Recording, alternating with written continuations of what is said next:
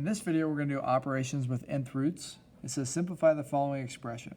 They give you the cube root of 64x to the 16th over 27. Now, I'm going to notice that my cube roots from earlier, I had 2 times 2 times 2 times, that's 8. So then I'm just going to write 3 cubed is 27. 4 cubed is 64. And you can see that I have both 64 and 27 in here. So they both, the cube root of 64 would be 4. The cube root of 27 would be 3. So I can actually evaluate those.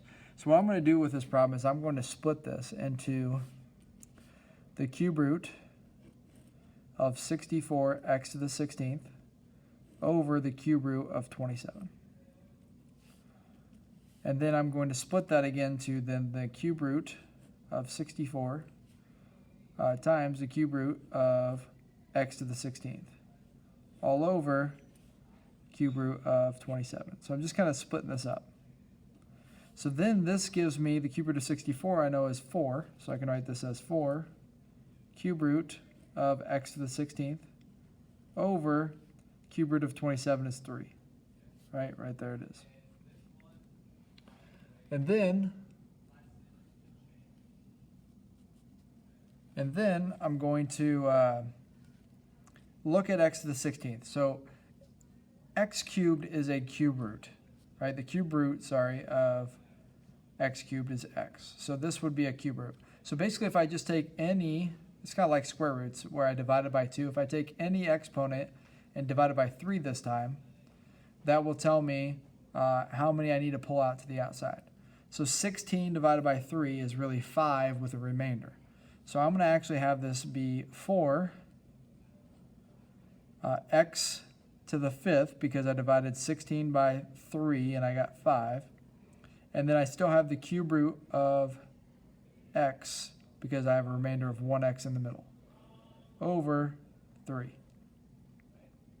And so this would be our simplified version for this nth root, or this cube root. Let's try another problem. Now we have a 4th root, and we can, again, let's do like 2 to the 4th, and then we'll do 3 to the 4th, 4 to the 4th, just see where that takes us. So 2 to the 4th is 16.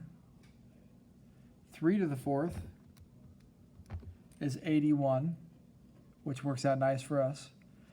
4 to the 4th is 256. And 5 to the 4th is 625. So I've got 625. The 4th root of that is 5. I've got 81. The 4th root of that is 3. And then I'm going to want to divide x to the 15th by 4 to see kind of how that works out. So if I take 15 and I divide it by 4, 4 goes in there 3 times. So that's 12. So I end up with 3. So I got a remainder of 3. So it's 3 remainder 3. So let's split this like we did in the previous problem. We got the 4th root of 81x to the 15th over the 4th root of 625, which is equal to the 4th root of 81 times the 4th root of x to the 15th over the 4th root of 625. The 4th root of 81 ends up being 3. The 4th root of x to the 15th, well, we just did that division where we divide by that 4. So we take the exponent, divide by 4. We got 3 remainder 3. So that means that I have x to the 3rd on the outside with the 4th root of x cubed on the inside because I had a remainder of 3 left on the inside. All right, so think about this. X to the 15th divided by 3, or not divided by 3, divided by 4 would give you 3. And then you have 3 left over that need to stay on the inside. And then that's all over the 4th root of 625, which ends up being 5.